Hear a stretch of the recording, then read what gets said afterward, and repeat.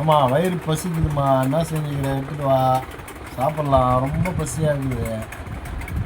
சரிங்க, இதை வரேங்க. களி தான் செஞ்சுருக்கிறேன் மாமா, அதை எடுத்துகிட்டு வரேன். நான் வந்து எப்படி செஞ்சேன்னு பார்த்தேனாக்கா, இது வந்து நெய் போட்டு பொங்கி வருதுங்களே. இப்போ வந்து மாவு போட்டுக்கலாம். நான் 1 டம்ளர் நெய் போட்டுருக்கேன், 2 டம்ளர் மாவு போட்டுக்கலாம். மாவு போட்டு நான் நெய் பொங்கி வந்தோடனே உப்பு போட்டுட்டேனுங்களே. இப்போ வந்து நல்லா கலரிக்கலாம்.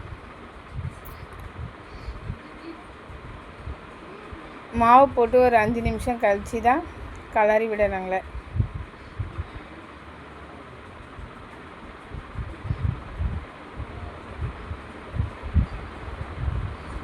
இப்போ வந்து கலரி விட்டுட்டு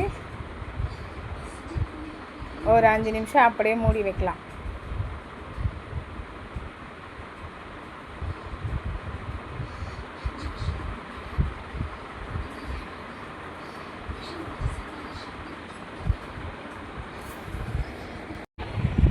தொட்டுக்கிறதுக்கு வந்து சிக்கன் குழம்பு நல்லாயிருக்கும்.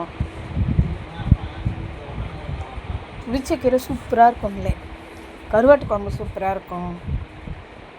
ஆனால் வந்து எங்கள் பிள்ளைக்கு வந்து வேர்க்கடலை சட்னி தான் பிடிக்குங்களே.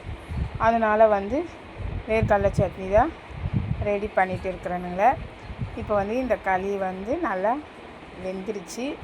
இப்போ வந்து நீங்கள் வந்து அது எப்படி உங்களுக்கு தெரியும்னு பார்த்தீங்கன்னாக்கா, தண்ணி தொட்டு பாருங்கள், நல்லா கையில் ஒட்டாமல் இருக்கும்.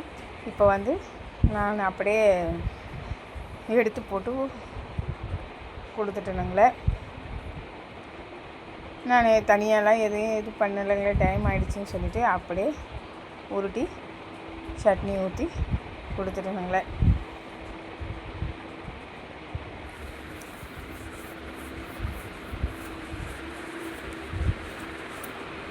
ஆனால் இவங்களுக்கு வந்து வேர்க்கடலை சட்னி தான் பிடிக்குங்களே எங்கள் பையனுக்கு.